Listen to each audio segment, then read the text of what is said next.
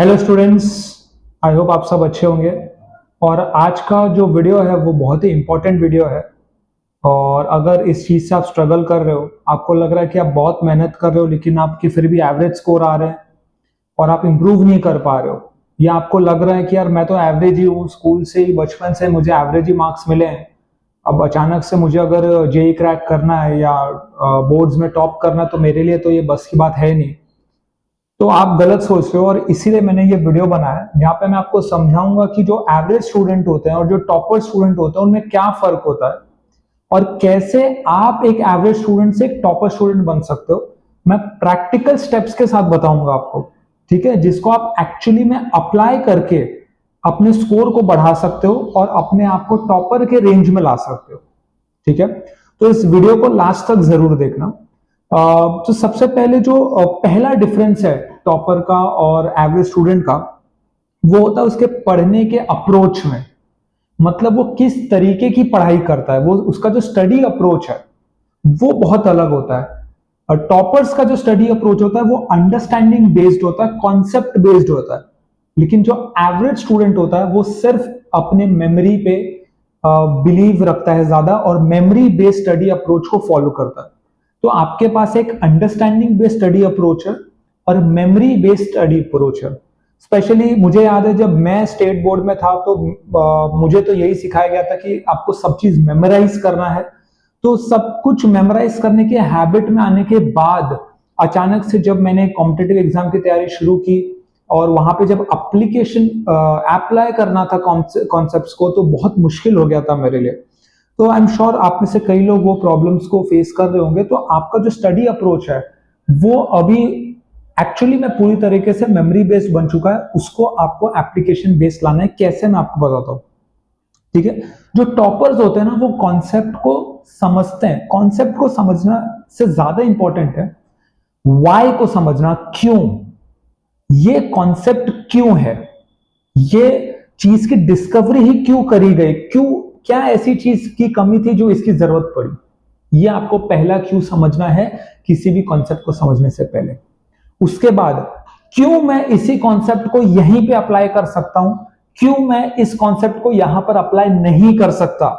Toppers का ये भी एक तरीका होता है पढ़ने का, वो हमेशा क्यों का आंसर ढूंढते हैं। और जो एवरेज स्टूडेंट्स होते हैं वो हमेशा रट्टा मारने के उसमें होता है। मैं आपको प्रैक्टिकल एग्जांपल जैसे बताऊं कि आप फिजिक्स पढ़ रहे हो, ठीक है, तो आपने पहले समझा न्यूटन के लॉ को, फिर अलग अलग सिचुएशन में उसको अप्लाई किया, क्यों को समझा, क्यों मैं यहां पे अप्लाई कर पा रहा हूं, क्यों न्यूटन का ये लॉ यहां पे एप्लीकेबल नहीं है और क्यों न्यूटन का ये लॉ यहां पे एप्लीकेबल है। अगर कोई एवरेज स्टूडेंट होगा तो वो न्यूटन के सिर्फ लॉ को रट लेगा, वो खाली फॉर्मूला को रट लेगा, वो एग्जाम में जाने के पहले उसने खाली कुछ क्वेश्चंस के पैटर्न रट लिए होंगे और जैसे एग्जाम में नया क्वेश्चन आएगा वो फेल हो जाएगा।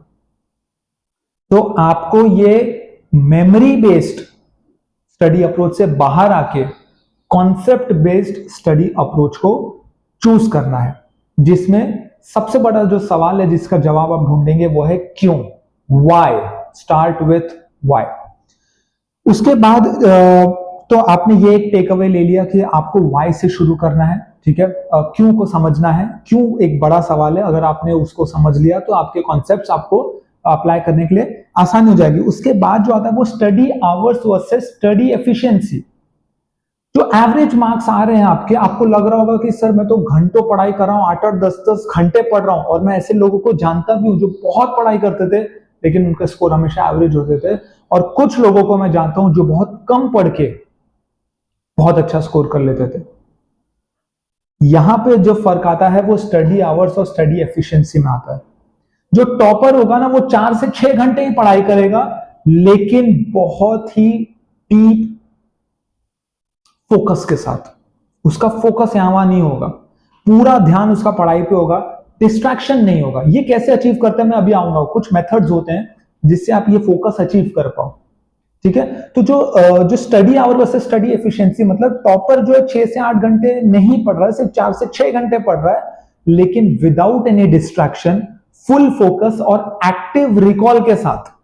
इस वर्ड का मैं मीनिंग आगे समझाऊंगा। एक्टिव रिकॉल, हाई फोकस के साथ टॉपर पढ़ाई करता है विद जीरो डिस्ट्रैक्शन। और एवरेज स्टूडेंट 8 से 10 घंटे भी पढ़ लेगा लेकिन पैसिव रीडिंग करेगा, मतलब वो रीड तो कर रहा है, दिमाग कहीं और है, फोकस नहीं है और डिस्ट्रैक्शंस बहुत है। सोशल मीडिया डिस्ट्रैक्शन, फ्रेंड का कॉल आ गया, किचन में क्या बना है, दुनिया भर के डिस्ट्रैक्शंस उसके सामने रहेंगे लेकिन फोकस उसका नहीं रहेगा। तो ये कैसे हमें फोकस बढ़ाना है, डिस्ट्रैक्शन कम करना है और कम घंटों में ज्यादा सीखना है, उसके 3 मेथड्स मैं आपको बताता हूं। पहला है Pomodoro technique. Okay, Pomodoro technique, ये जो टेक्निक है इसमें आप 1 घंटे को 2 हिस्से में डिवाइड करते हो। पहले 50 मिनट आप अपने सभी इलेक्ट्रॉनिक गैजेट्स को दूर रखोगे और पढ़ाई पे फोकस करोगे, और उस 1 घंटे का जो आखिरी 10 मिनट है आप ब्रेक लोगे, आपको जो करना है वो करो, पढ़ाई मत करो, कोई बात नहीं। यानी लगातार 4 घंटे पढ़ने से अच्छा 50 मिनट पढ़ो, 10 मिनट ब्रेक लो, 50 मिनट पढ़ो, 10 मिनट ब्रेक लो, 50 मिनट पढ़ो, 10 मिनट ब्रेक लो एंड सो ऑन। इससे आप बर्नआउट फील नहीं करोगे, आपकी थकान नहीं होगी, आपके ब्रेन को पता है कि मैं अभी अगर 50 मिनट पढ़ लूं तो 10 मिनट मुझे डिस्ट्रैक्शन जो भी है करने को मिल जाएगा, आराम करने को मिल जाएगा, तो मैं 50 मिनट अच्छे से पढ़ाई पे फोकस करता हूं। पोमोडोरो टेक्निक बहुत ही इफेक्टिव और कामगार टेक्निक है। अगर आप इसको रोज अभी से प्रैक्टिस करना शुरू कर दोगे, इसमें आपने मास्टरी अगर कर ली तो आप बहुत टाइम बचा लोगे।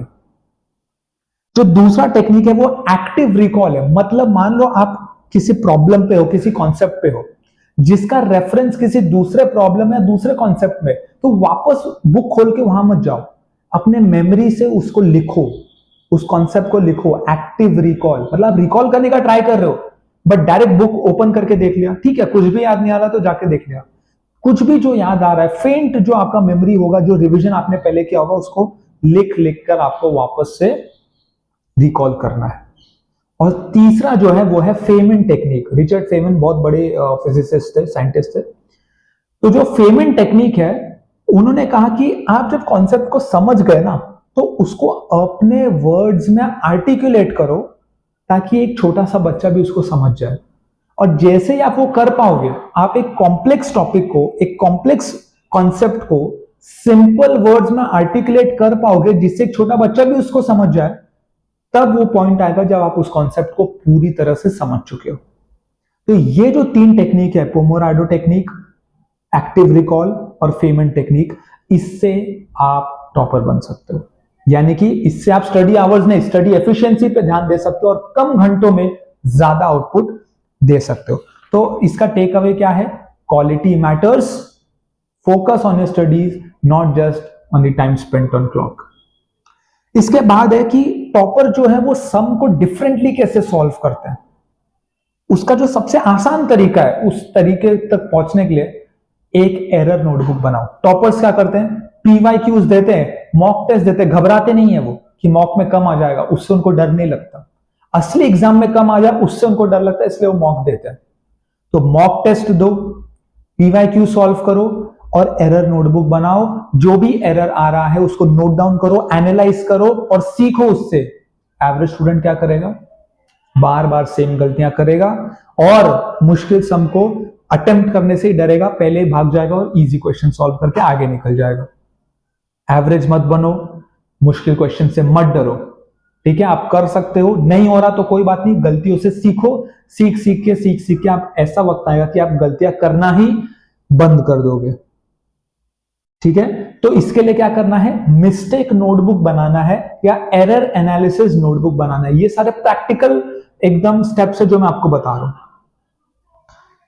ठीक है? तो ये स्टेप्स को आप अप्लाई करो अपने लाइफ में। ये वीडियो अगर आपको समझ में आया, आपने देखा यहां तक, आपको अच्छा लगा, अपने फ्रेंड्स के साथ शेयर करो जिसको इसकी जरूरत है, और कमेंट में लिखकर बताओ कि कौन सा टेक्निक आप अप्लाई करने वाले हो, कौन से एग्जाम की आप तैयारी कर रहे हो। अगर आपको ये वीडियो पसंद आया तो बहुत बहुत शुक्रिया यहां तक देखने के लिए। चैनल को सब्सक्राइब जरूर कर देना और एक इंपॉर्टेंट बात, पढ़ाई करना मत भूलना। Thank you.